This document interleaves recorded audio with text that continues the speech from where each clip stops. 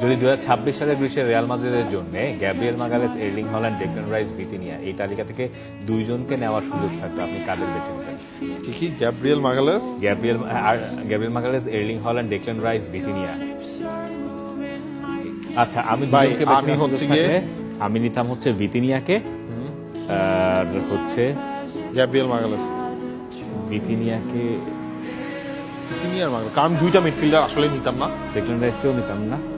আমি ধরেন একটা ভিতিনিয়াকে নিব না midfielder ডেক্লান নিতাম। রাইসকে? আমার আমি মনে হয় ভিতিনিয়াকে নিতাম। আমার ধরেন যে ভিতিনিয়াকে একটু নিতাম। ম্যাচের সলিডিটি টেম্পো- দরকার, টেম্পো কন্ট্রোল করতে যে ডেক্লান রাইসও টেম্পোটা পারে। কন্ট্রোল করবে, প্লাস হচ্ছে ওইটা একদম ডেক্লান solid। রাইসও পারে। আর হল্যান্ডকে নিতাম না। আমার এমবাপ্পে আছে ভাই, হল্যান্ডকে নেওয়ার দরকার নেই। এমবাপ্পে আছে, ভিনিসিয়াস জুনিয়র আচ্ছা, আছে। ডেক্লান রাইসকে নিব না ভিতিনিয়াকে নিব?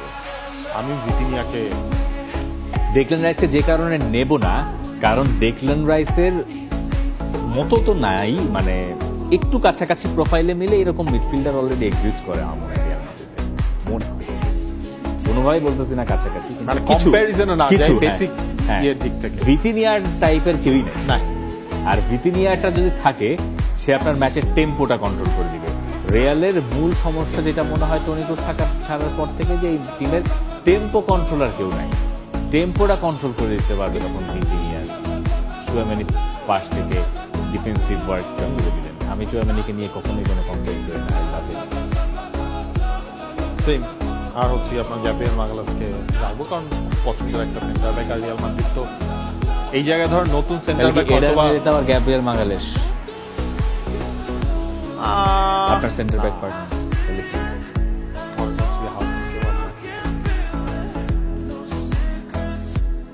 এসেন্সিও তো আছে, নেই রুডিগার আছে, ঠিক আছে। আচ্ছা, তবে আমার মনে হয় ভিতিনিয়াকে নিতাম, আর আমি গ্যাব্রিয়েল মাগালেসকে